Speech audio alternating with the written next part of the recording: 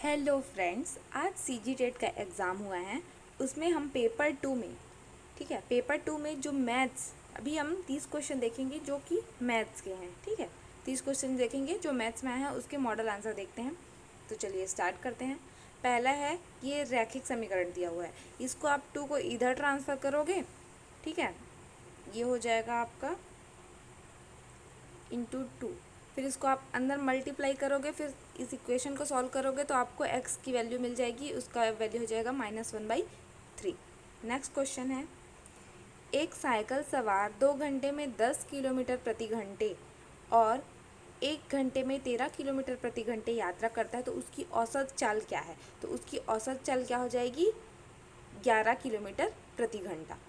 दूसरा है, गणितीय विचार विकसित करने के लिए अनुभव, प्रतीक, चित्र, भाषा, इनका उपयोग निम्न क्रम में किया जाता है। तो सबसे पहले अनुभव आएगा, फिर भाषा आएगा, फिर चित्र आएगा, फिर प्रतीक आएगा। तो इसका आंसर हो जाएगा डी। नेक्स्ट क्वेश्चन है, यहाँ पे आपको एक्स वाई जेड की वैल्यू दी है, इसमें आपको एक्स वाई जेड की वैल्यू पुट करना है, फिर इसको सॉल्व करोगे तो आपको वैल्यू मिल जाएगा, उसको वैल्यू आ जाएगा -12 आएगा सॉल्यूशन। नेक्स्ट क्वेश्चन है, प्रतिशत डेटा के लिए किस प्रकार का ग्राफ सबसे अच्छा माना जाता है? तो प्रतिशत के लिए क्या, पाई चार्ट का ही उपयोग किया जाता है, सबसे बेहतर होता है पाई चार्ट।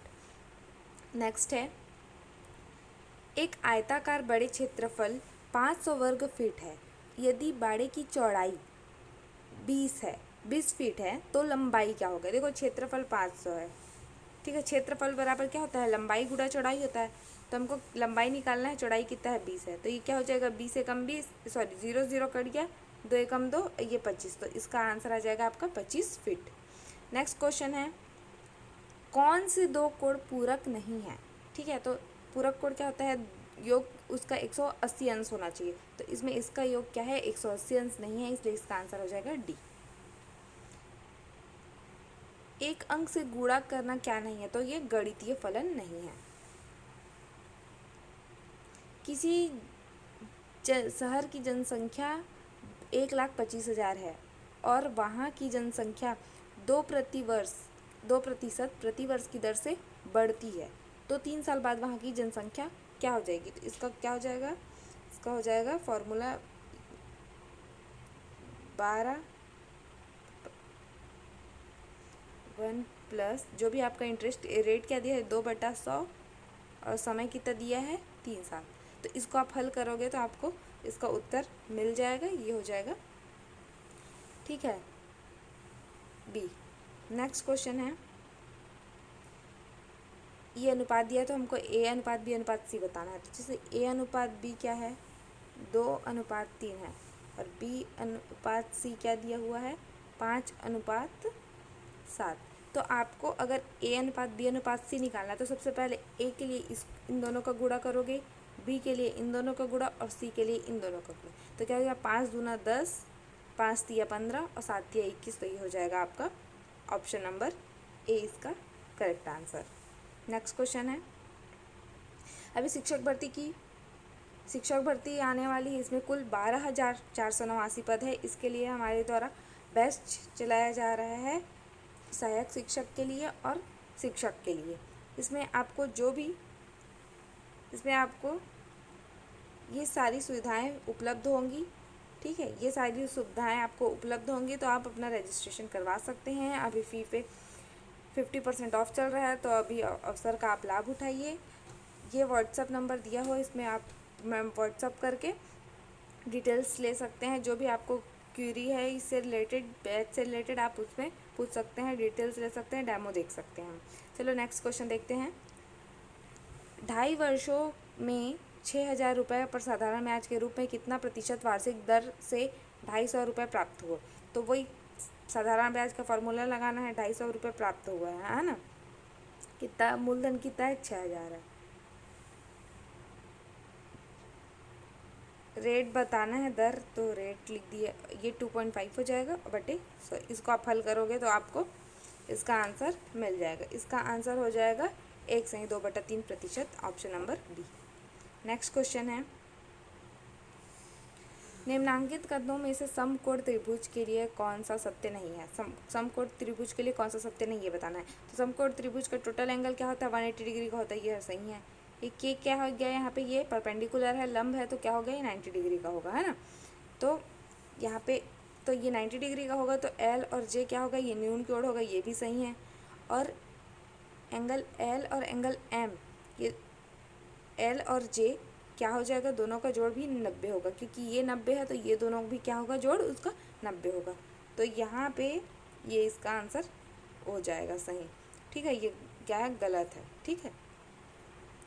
नेक्स्ट क्वेश्चन, द्वितीयक डेटा पर प्राथमिक डेटा को प्राथमिकता दी जाती है क्योंकि वह संक्षिप्त और सटीक है।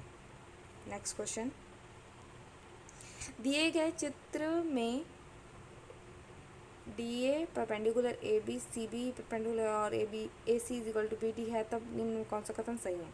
देखो, जब ये परपेंडिकुलर है तो ए बी सी इज, इसका सर्वांग सम है, कॉन्करेंट है बी ए डी से, तो ये क्या हो गया? पहला ही आपका क्या हो जाएगा? सही हो जाएगा। नेक्स्ट क्वेश्चन है, एक त्रिभुज का क्षेत्रफल कितना? क्षेत्रफल ज्ञात कीजिए जिसका आधार और ऊंचाई दे दिया। तो त्रिभुज का क्षेत्रफल आधा गुणा आधार गुणा ऊंचाई, ठीक है। इसको आप लोग हल करोगे तो क्या हो जाएगा? 2 पंचे 10, 7 पंचे 35 इंच में दिया है तो इंच का स्क्वायर हो जाएगा, ए आंसर हो जाएगा। नेक्स्ट क्वेश्चन है, 7 सेंटीमीटर त्रिज्या वाले अर्धवृत्त की परिधि और क्षेत्रफल ज्ञात करना है, ठीक है। तो अर्धवृत्त की परिधि, अर्धवृत्त की परिधि, ठीक है, तो इसका फॉर्मूला क्या हो जाएगा?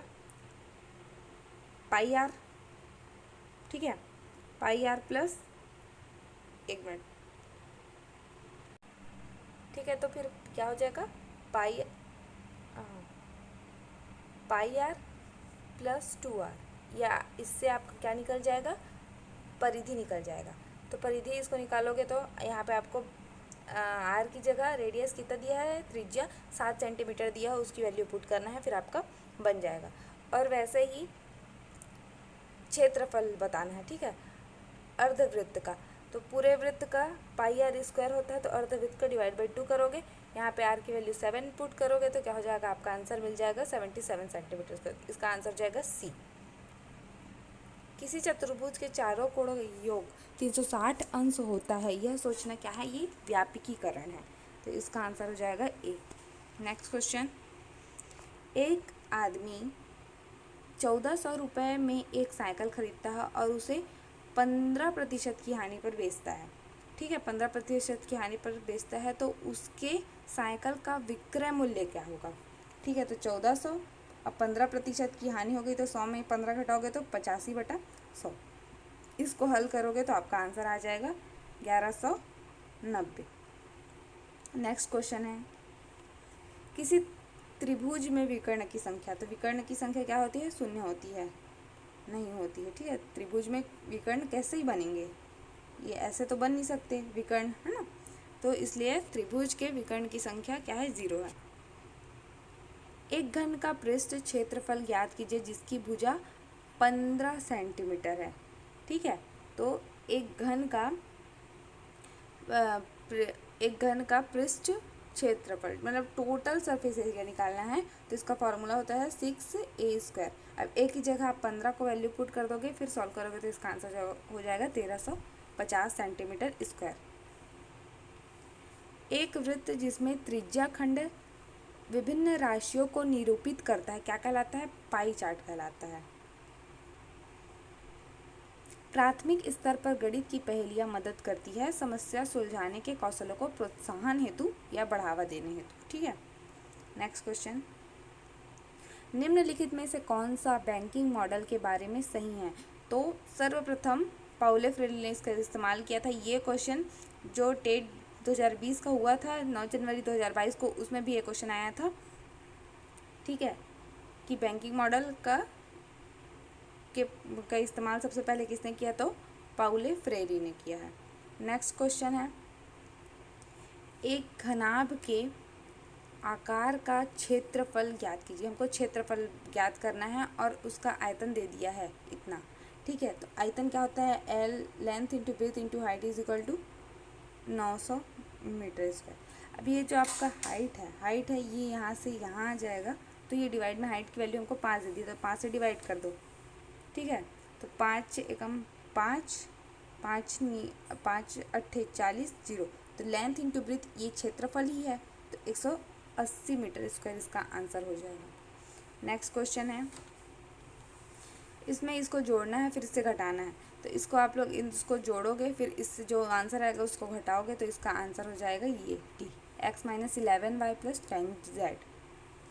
फिर नेक्स्ट क्वेश्चन, यदि किसी बेलन का व्यास कितना है 28 सेंटीमीटर, मतलब उसका रेडियस या त्रिज्या क्या हो गया 14 सेंटीमीटर हो जाएगा। ऊंचाई क्या है 10 सेंटीमीटर है, ऊंचाई 10 सेंटीमीटर है, तो उस बेलन का आयतन, तो बेलन का आयतन का क्या सूत्र है, पाई आर स्क्वायर एच। पाई की वैल्यू पुट मत करना, पाई ही रहने देना क्योंकि ऑप्शन में दिख रहा है आपको। आर स्क्वायर एच की वैल्यू पुट करोगे फिर सॉल्व करोगे तो इसका आंसर हो जाएगा 1960 पाई।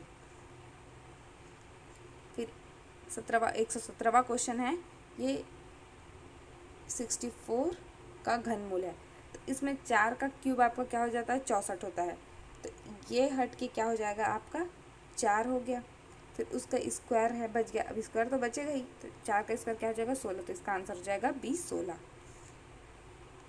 एक बारंबारता वितरण जिसमें 10 और 20 से कम की सीमा वाले वर्ग होते हैं, उसका मध्य बिंदु क्या होगा, तो उसका मध्य बिंदु होगा 15। यदि S N is equal to, ये सम है ना total, N square plus 2n है, तो पहला पद और उसका सामान्य अंतर मतलब कॉमन डिफरेंस, फर्स्ट टर्म और कॉमन डिफरेंस हमको बताना है, तो इसका आंसर हो जाएगा ऑप्शन नंबर ए 3 और 2। नेक्स्ट क्वेश्चन, जब आंकड़ों का वर्गीकरण स्थान या क्षेत्रों के अनुसार किया जाता है, स्थान या क्षेत्रों के अनुसार किया जाता है, तो उसको भौगोलिक वर्गीकरण कहते हैं। ये हमारे गणित के 30 क्वेश्चंस कंप्लीट हुए। इसके बाद हम विज्ञान के भी साथ साथ बाल विकास के भी, हिंदी इंग्लिश सभी के क्वेश्चंस देखेंगे। आपको इस बैच से जो भी रिलेटेड जानकारी चाहिए आप इस नंबर पे कॉल कर सकते हैं या व्हाट्सअप करके आप जानकारी प्राप्त कर सकते हैं।